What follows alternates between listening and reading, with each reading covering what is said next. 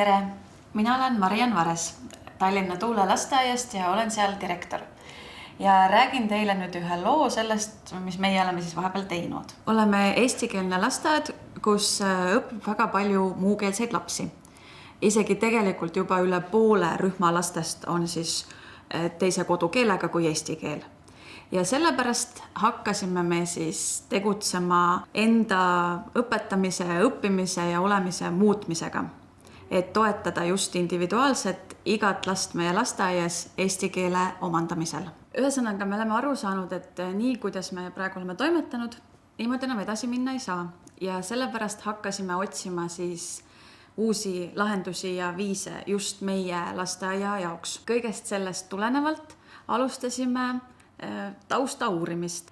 Kaardistasime meie lapsed meie lasteaias, suhtlesime linnaosa teiste lasteaedadega, suhtlesime ülikooliga ja uurisimegi, mida seni on tehtud selleks, et lastele siis keelt õpetada.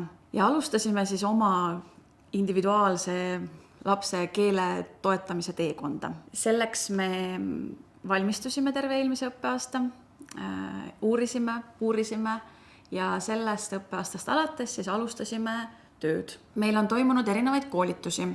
Õpetajatele on toimunud koolitus teemal lapse kõne arengust, edasi siis veel lapsevanematega koostööst, sest me avastasime, et nemad on väga oluline osa kogu keeleõppes ja planeeritud on veel koolitusi õpetaja abidele ning üldiselt rühmameeskonnale, et neid toetada kogu selle protsessi ja muutuse läbiviimisel. Kõigi nende uute teadmiste ja koolituste tulemusel oleme me siis aru saanud, et tegelikult niivõrd ei olegi mure selles, et meil on nüüd hästi palju muukeelseid lapsi, vahet ei ole, mis nende kodukeel lõpuks on, vaid pigem on meie väljakutse koht see, et meie ise lasteaias töötajate, personali, õpetajate näol ei olegi valmis veel nii suures hulgas muukeelseid lapsi eestikeelses keskkonnas siis õpetama. Ja selleks siis olemegi alustanud seda protsessi ja kaasanud siia nüüd siis juba lapsevanemad, haridusametilt nõu küsinud, ülikooliga koostööd teinud ja ise asju proovinud. Sellest sügisest alustas meie majas tööd ka 2 eesti keele õpetajat, kes nüüd siis kaardistavad iga lapse kõne arengut, nende eesti keele oskust ja sellest kõigest tulenevalt hakkamegi siis looma igale lapsele talle sobivat eesti keele õppimise viisi.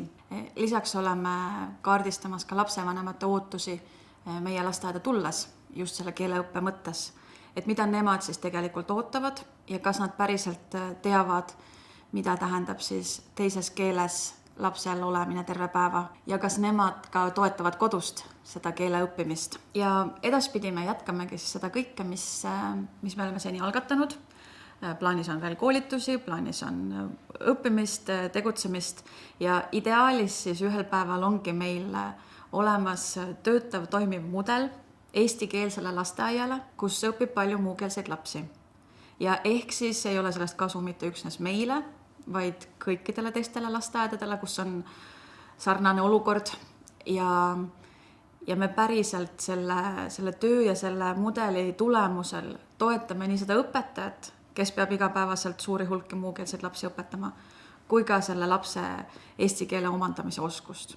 Ja loodetavasti siis ühel päeval saab iga laps olenemata oma kodukeelest omandada haridust ikkagi eesti keeles.